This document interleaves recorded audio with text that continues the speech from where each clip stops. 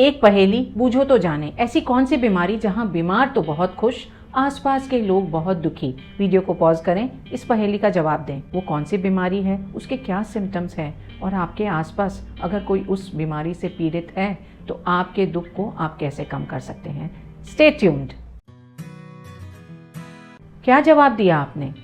हाँ, बीमारी का नाम भी बता देते हैं, लेकिन उसके पहले इस बीमारी से संबंधित एक कथा सुनते हैं। ग्रीक माइथोलॉजी में हजारों साल पहले नार्सिसस का जन्म हुआ। इतने खूबसूरत कि जो उन्हें देखे मंत्रमुग्ध हो जाए। उनके पिता माता से ये कहा गया कि नार्सिसस अगर खुद को ना देखें तो उनकी आयु बहुत लंबी होगी। उन्होंने पूरा ध्यान रखा कि नार्सिसस कहीं भी अपना प्रतिबिंब ना देख पाएं। जब नार्सिसस बड़े हो गए तो उन्हें एक साथी की तलाश हुई। वो अपने साथी को खोजने के लिए निकल पड़े, पर जो भी उन्हें दिखता उन्हें पसंद ही नहीं आता। उन्हें लगता ये उतना सुंदर नहीं है। चलते चलते वो एक तालाब के किनारे पहुंचे और पानी में उन्होंने अपना प्रतिबिंब देखा। वो खुद ही मंत्रमुग्ध हो गए, जल के पास ही बैठ गए।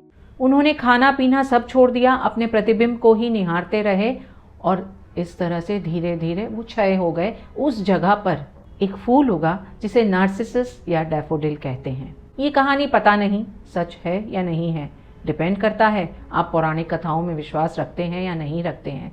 जैसे जैसे हमारी कल्चर, हमारी ओपननेस में चेंज आ रहा है, हम खुद पर ज़्यादा ध्यान देते जा रहे हैं। नार्सिसस का खुद से मंत्रमुग्ध होने वाला ट्रेट हम अपने चारों तरफ बहुत ज़्यादा देखते हैं और इसी ट्रेट को हम नार्सिसिज्म कहते हैं। नार्सिसिज्म की साइकोलॉजिकल डेफिनेशन है खुद की ऐसी एक इमेज, ओपिनियन जो ज़रूरत से ज़्यादा हमने बढ़ा के रखी है। एक इन्फ्लेटेड ओपिनियन अपने लुक्स, अपनी एबिलिटीज़, अपनी क्वालिफिकेशंस के बारे में। और इस ओपिनियन के कारण नार्सिसिस्ट लोगों को लगता है कि वो डिजर्व करते हैं कि उन्हें औरों से ऊपर रखा जाए, स्पेशल ट्रीटमेंट दिया जाए। नार्सिसिस्टिक ट्रेट्स को आप एक स्पेक्ट्रम पर देख सकते हैं। हम सब के अंदर कहीं ना कहीं थोड़े नार्सिसिस्टिक ट्रेट्स होते हैं। जिंदगी के किसी मुकाम में, किसी जगह पर हम खुद को ज़्यादा इम्पोर्टेंस देते हैं।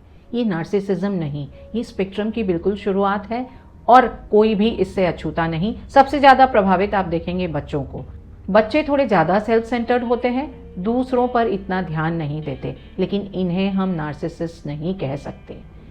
ये ट्रेट, डिसऑर्डर, जो भी आप कह लें, ये एडल्ट्स का ही है। जब स्पेक्ट्रम पर थोड़ा सा और आगे बढ़ते हैं तो बॉर्डर लाइन नार्सिसिस्ट आते हैं। यहाँ पर आप दो तरह के नार्सिसिस्ट लोगों को देखेंगे। ग्रैंडियोज नार्सिसिस्ट, जिन्हें लगता है कि वो बहुत महान है और वो इसके लिए बहुत अकड़ में भी रहते हैं। वल्नरेबल नार्सिसिस्ट थोड़े क्वाइट टाइप्स होते हैं, लेकिन उनका सेंस ऑफ एंटाइटलमेंट उतना ही ज़्यादा रहता है और जरा जरा सी बातों पर बुरा मान जाते हैं। इस स्पेक्ट्रम के एंड पर जब हम पहुंचते हैं तो हमें टिपिकल नार्सिसिस्ट मिलता है, जिसे नार्सिसिस्टिक पर्सनालिटी डिसऑर्डर है। यानी उसके नार्सिसिज्म के ट्रेट्स इतने ज़्यादा हो गए हैं कि पूरी पर्सनालिटी को एक डिसऑर्डर की तरह दिखा रहे हैं और ये एक बीमारी के रूप में नज़र आ रहा है। नार्सिसिज्म के क्या कारण है? नार्सिसिज्म का कुछ हिस्सा जेनेटिक कंपोनेंट है। रिसर्च से अभी कुछ क्लियर फाइंडिंग्स नहीं मिली कि कौन से जीन्स इन्वॉल्व हैं, लेकिन कुछ हद तक ये जीन्स में होता है।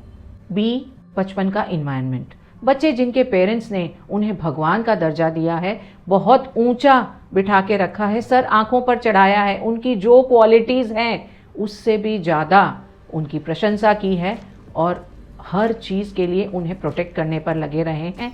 और इसके साथ साथ वो बच्चे भी जिनके पेरेंट्स ने उनका कोई ध्यान नहीं दिया, उन पर बहुत सख्ती अपनाई, उनकी हर चीज़ में नुक्ताचीनी की। पहले वाले बच्चे ग्रैंडियोज नार्सिसिस्ट बनते हैं और दूसरे वाले बच्चे वल्नरेबल नार्सिसिस्ट बनते हैं। ऐसी कल्चर्स जहाँ पर खुद पर ही ज़्यादा फोकस दिया जाता है, अपने अचीवमेंट्स को बहुत ज़्यादा बढ़ा चढ़ा करके बताने में ही शान समझी जाती है।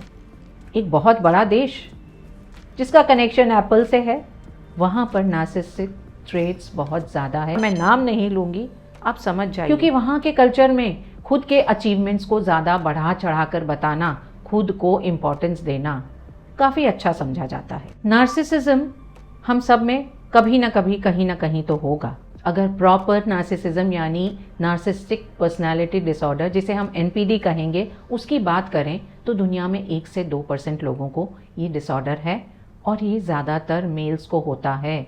80% लोग जो इससे प्रभावित हैं वो मेल्स ही हैं। ये जेंडर बायस नहीं है।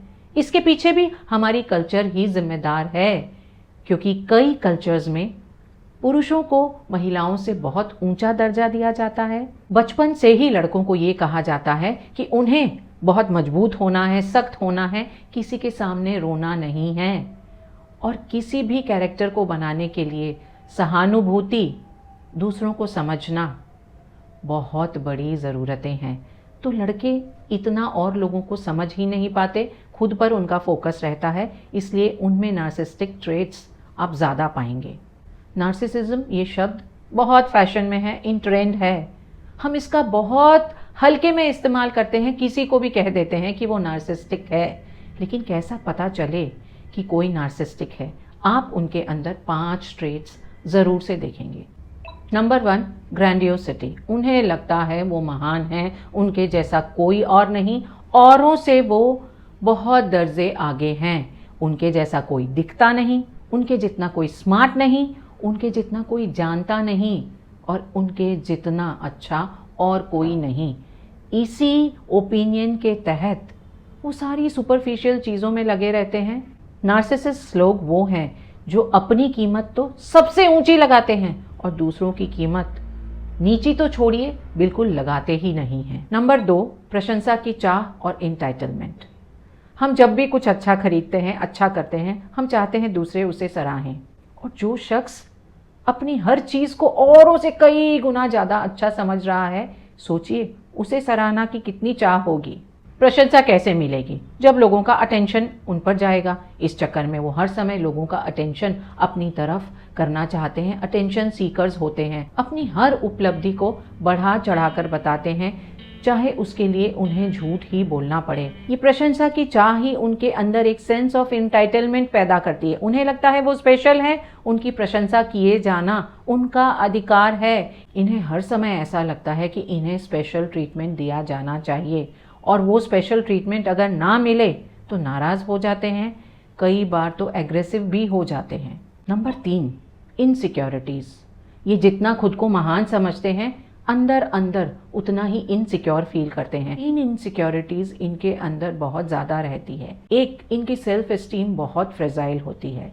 चाहे ये खुद को कितना भी खास दिखाएं, अंदर अंदर इनकी सेल्फ एस्टीम बहुत ज़्यादा डरी हुई रहती है। छोटी बातें भी इनकी सेल्फ एस्टीम के टुकड़े कर देती हैं। जेलसी और एनवी इनमें बहुत ज़्यादा होती है।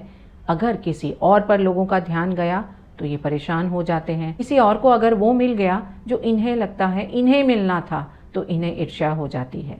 वल्नरेबिलिटी, बहुत कमज़ोर होते हैं। बड़ी बड़ी हाँकना बहुत आसान है, लेकिन जहाँ पर भी कुछ करने की, दिखाने की बात आती है, ये कह कर के पीछे हट जाते हैं कि मेरे लिए तो ये बहुत आसान काम है, क्या करना इसे।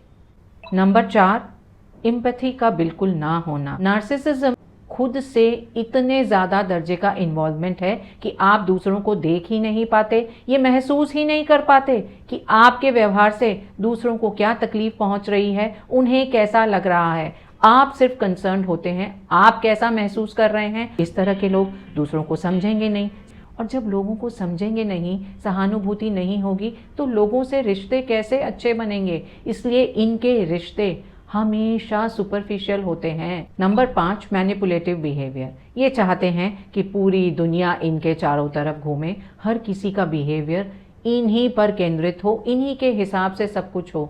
लेकिन क्या ऐसा संभव है? पर ये इसे संभव करना चाहते हैं। उस समय वो लोगों की प्रशंसा करेंगे, उनके बारे में अच्छी अच्छी बातें कहेंगे, चापलूसी भी करेंगे, झूठ भी बोलेंगे। जब तक उनकी ज़रूरतें पूरी होती रहेंगी, वो लोगों को खुश रखेंगे, उन्हें इम्प्रेस करने की चेष्टा करेंगे। लेकिन इसमें ज़रा सा कुछ इधर उधर हुआ, वो मैनिपुलेशन पे उतर जाते हैं, लोगों को कंट्रोल करना चाहते हैं। नार्सिसिस्टिक लोग शुरुआत करते हैं अच्छी, फिर धीरे धीरे अपना असली रंग दिखाते हैं, और इसके बाद अगर किसी ने धमकी दे दी कि अब हमें आपके साथ नहीं रहना, उस समय वो वापस झूठी प्रॉमिसेस करने लग जाएंगे। साम दाम दंड भेद जैसे भी करके उन्हें लगता है सामने वाला व्यक्ति उनकी बात सुने, उन्हें वो इम्पोर्टेंस दे जो इन्हें मिलनी चाहिए। नार्सिसिज्म का डार्क साइड तो जैसे जैसे रिलेशन पुराना होता है उस समय देखते हैं, इन्हें जो कुछ भी करना पड़े करेंगे। अगर अच्छे से काम नहीं बना तो ये अपने व्यवहार में एग्रेशन दिखा देंगे। 5 साइंस जो आप नार्सिसिस्टिक लोगों में देखेंगे, उन्हें लगता है वो बहुत खास हैं। इस खास होने के लिए उनकी सराहना की जानी चाहिए और ये उनका अधिकार है। वो लोगों को नहीं समझते, इसलिए उनके रिश्ते अच्छे नहीं बनते। उनके अंदर अंदर इनसिक्योरिटीज रहती है। कहने को वो खुद को बहुत खास दिखाएंगे, ये डर लगा रहता है कि उनका कंट्रोल ना चला जाए। और नंबर 5, इनका बिहेवियर बहुत मैनिपुलेटिव होता है। कोई भी नहीं चाहता कि उनके आसपास कोई ऐसा हो जो उनकी बिल्कुल भी परवाह ना करे और खुद को ही सारा ध्यान, सारी इम्पोर्टेंस दे। अपने आसपास अगर आप किसी ऐसे व्यक्ति को पाते हैं जिनमें नार्सिसिज्म के ट्रेट्स बहुत ज़्यादा हैं, तो आपको सबसे पहले ये समझने की ज़रूरत है कि आप उन्हें चेंज नहीं कर सकते। इसका कोई ट्रीटमेंट नहीं है। जब तक सब कुछ उनके हिसाब से रहेगा, ज़िंदगी बहुत सुहानी रहेगी। और जैसे ही उनकी इच्छाओं, उनकी डिमांड्स के खिलाफ कुछ हुआ, बस आपकी ज़िंदगी में कोई नार्सिसिस्टिक इंसान अगर है तो आपको कुछ डूज और डोंट्स का ध्यान रखना है। आपको 4 चीज़ें करनी हैं। Number 1, educate yourself. आप नार्सिसिज्म क्या है, क्यों है, ये समझें। इसके बाद ये समझें कि उनकी प्लस पॉइंट्स क्या हैं, उनके स्ट्रेंथ्स क्या है और उनकी कमज़ोरियाँ क्या है। जब आप इन चीज़ों को समझेंगे, उस समय आप सिचुएशन को एक्सेप्ट कर सकते हैं, अपने एक्सपेक्टेशंस रियलिस्टिक रख सकते हैं और अपने बिहेवियर को इस तरह से मॉडिफाई कर सकते हैं, अगर आपके संभव में है, कि उनको आप ज़्यादा ट्रिगर ना करें। Number 2, clear boundaries. आप बहुत क्लियरली और स्पेसिफिकली अपनी बाउंड्रीज उन्हें बता दें कि इस तरह के बिहेवियर को आप स्वीकार नहीं करेंगे। हो सकता है इससे वो नाराज़ हों, उससे डिसअपॉइंटेड हो जाएं, लेकिन ये आपकी जिम्मेदारी नहीं है कि उन्हें आप 24 घंटे खुश रखें। उन्हें बता दें। अगर उन बाउंड्रीज का उल्लंघन होता है तो आप उस रिश्ते को छोड़ने के बारे में भी सोच सकते हैं। नंबर 3, शांत रहें। जब वो देखते हैं कि आप उनके बिहेवियर से प्रभावित हो रहे हैं, आप परेशान हो जा रहे हैं, उन्हें इसमें और ज़्यादा मज़ा आएगा। आसान नहीं होता कि आप काम रहें जब आपके आसपास इतना केओस हो। जब वो आपसे झगड़ा करने की चेष्टा कर रहे हैं, आपके साथ मैनिपुलेटिव बिहेवियर कर रहे हैं, उस समय आप रिएक्ट ना करें। आप उन्हें समझा सकते ही नहीं तो बहस करके क्या फ़ायदा। चौथा, अपने लिए एक सपोर्ट सिस्टम बनाएं। अगर आपकी ज़िंदगी का सबसे इम्पॉर्टेंट रिलेशन नार्सिसिस्टिक है, तब भी वो इमोशनल सपोर्ट, वो कनेक्शन, वो बॉन्डिंग इस रिश्ते में कभी भी नहीं हो सकती, क्योंकि उन्हें आप कभी नज़र आएंगे ही नहीं। इसलिए उनमें सपोर्ट की तलाश ना करें। और रिश्ते जो आपके चारों तरफ हैं, चाहे वो दोस्त हों, आपकी फैमिली के और मेंबर्स हों, जो आपको समझें, ज़रूरत पड़ने पर आपके साथ खड़ा हो सकें, उनमें अपना सपोर्ट सिस्टम बनाएं, उनके साथ ज़्यादा कनेक्ट करें। कुछ डोंट्स जो आप नार्सिसिस्टिक लोगों के साथ नहीं कर सकते, उन्हें बदलने की चेष्टा ना करें, वो नहीं बदलेंगे। जितना भी उनकी मर्ज़ी के मुताबिक खुद को ढाल लें, एक छोटी सी चीज़ जो उनकी मर्ज़ी के मुताबिक नहीं हुई, वो वापस वैसे हो जाएंगे। आप उम्मीद ना करें कि वो आपकी बात कभी समझेंगे, आपको कभी समझेंगे। इसलिए अपने पॉइंट ऑफ व्यू को उनको समझाने की चेष्टा ना करें। ये क्रिटिसिज्म भी नहीं ले सकते। उनके साथ आर्ग्यूमेंट, लड़ाइयाँ, झगड़े, अपना पॉइंट ऑफ व्यू बताने की चेष्टा बिल्कुल ना करें, क्योंकि वो समझेंगे नहीं, उल्टे उससे ट्रिगर ही हो जाएंगे। 4 डूज, कुछ डोंट्स। खुद को एजुकेट करें, क्लियर बाउंड्रीज रखें, शांत रहें और अपना सपोर्ट सिस्टम बनाएं। डोंट्स में उनसे उम्मीदें ना रखें कि वो चेंज हो जाएंगे। अपना पॉइंट ऑफ व्यू बताने की चेष्टा ना करें, उन्हें सुधारने की चेष्टा तो बिल्कुल ना करें। किसी एक दिन कोई बहुत बुरी चोट लगने पर हम क्या करते हैं, अपनी पूरी एनर्जी, पूरी अटेंशन, पूरा इम्पोर्टेंस उस चोट को दे देते हैं।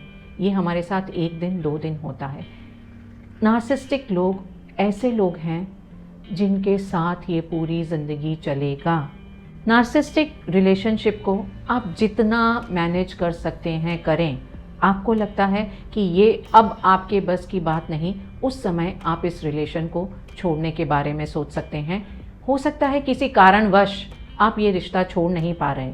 शायद आप उनसे बहुत ज़्यादा प्यार करते हैं, शायद आप उनके ऊपर डिपेंडेंट है, शायद आप बच्चों के बारे में सोच रहे हैं, कोई और रास्ता नहीं आपके पास। उस समय आप जितना मैनेज कर सकते हैं, जितना शांत रह सकते हैं, शांत रह करके इस रिश्ते को निभाने की चेष्टा करें। सपोर्ट को और दूसरे इम्पॉर्टेंट रिश्तों में, अपनी हॉबीज़ में तलाशें। तब शायद आपके अंदर वो एनर्जी रहे कि आप इस रिश्ते को चला सकें।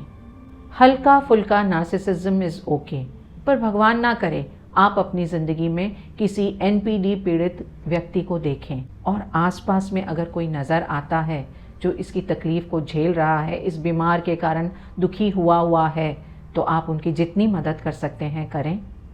It's Varsha saying bye bye for now.